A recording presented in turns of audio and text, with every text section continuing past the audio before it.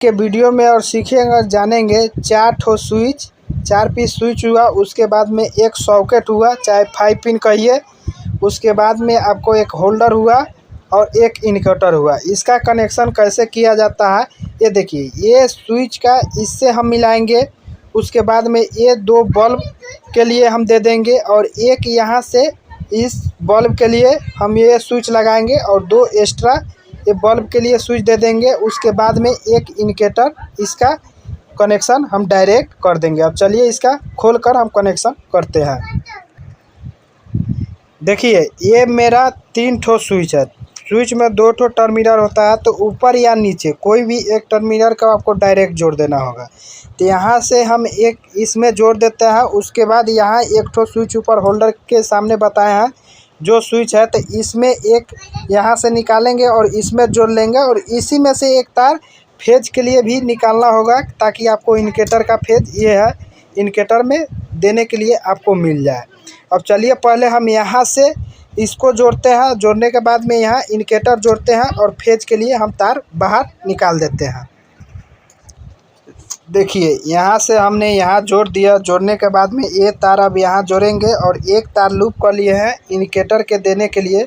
अब चलिए इंडिकेटर का तार इसमें हम दे देते हैं। यहाँ से आपको अब फेज के लिए तार निकाल देना होगा। अब इस स्विच से आप होल्डर रखना चाहते हैं तो एक तार इसमें से इसमें जोड़ दीजिए। अब सॉकेट के लिए फिर इसमें से इसमें जोड़ दीजिएगा।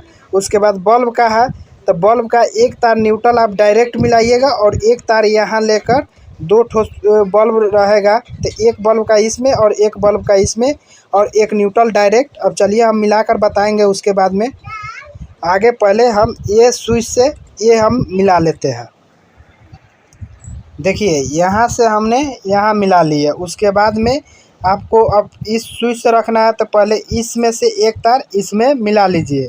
उसके बाद न्यूट्रल के लिए आप यहाँ से तार निकालिएगा, यहाँ जोड़ दीजिएगा और यहाँ जोड़ने के बाद में इसमें जोड़कर न्यूट्रल निकाल लीजिएगा। अब चलिए पहले हम यहाँ से इसमें जोड़ लेते हैं। यहाँ से एक सॉकेट के लिए हम यहाँ मिला दिए, ये मेरा स्विच से हो गया। अब सॉकेट में एक टर्मिनल बाकी रह गया है, तो फिर यहाँ से हम एक तार निकाल कर ये इंडिकेटर वाले में न्यूट्रल मिला देंगे। फिर इसमें से एक तार निकाल कर इसमें मिलाएंगे और इसमें से एक तार निकाल कर यहाँ दूसरा वाला बल्ब आएगा, उसका 2 ठो तार हम मिलाने के लिए रखेंगे। चाहे इसी में कहीं पे कस देंगे और यहाँ से न्यूट्रल आउट कर देंगे और यहाँ से फेज आउट कर देंगे। चलिए पहले हम यहाँ से यहाँ मिला लेते हैं। यहाँ पे देखिए यहाँ से हमने यहाँ इसको न्यूट्रल मिला दिए हैं। मिलाने के बाद में फिर यहाँ से हम तार जो लिए है इसमें अब न्यूट्रल मिलाकर हम बाहर ये न्यूट्रल के लिए निकाल लेंगे। देखिए ये न्यूट्रल के लिए निकाल लिया। अब इसमें आप फेज के लिए एक तार निकाल लीजिएगा। देखिए ये हमने फेज के लिए निकाल ली है और ये तार न्यूट्रल के लिए निकाल लिए है।